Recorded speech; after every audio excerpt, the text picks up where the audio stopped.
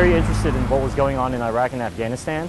I felt that if I was going to join the military, the Army would provide me the best opportunity to see in person, up close and personal, what was going on over there.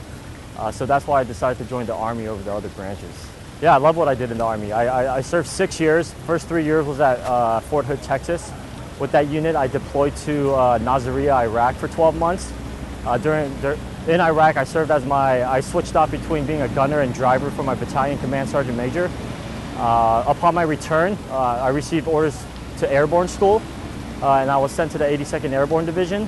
While I was at the 82nd Airborne Division, I was able to attend a jump master school and ranger school, and I also deployed to Afghanistan with that unit for a 4-month rotation in Ghazni. I think the best experience I got from the Army was from the people that I met. I think that's true for any infantryman.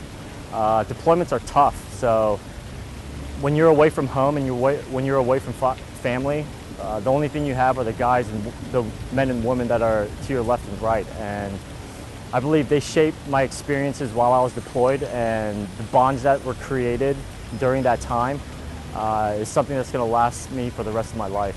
I knew New York City was where I wanted to be, and I started applying to schools in New York. I applied to Columbia, and immediately upon my return from Afghanistan, I was accepted, and I decided that I would attend Columbia when I got out. Yeah, Columbia is a private school, so the GI Bill didn't fully cover it, but they covered about 80% of it. The value that you get from an Ivy League education is well worth the extra cost that you might have to pay that the GI Bill doesn't cover. But the GI Bill also provides you money for rent and food on a monthly basis, and it was more than enough to cover any rent and cover any expenses that I had while I was attending school. Well, currently I'm an investment banking analyst at Morgan Stanley. You definitely need a degree to work on Wall Street.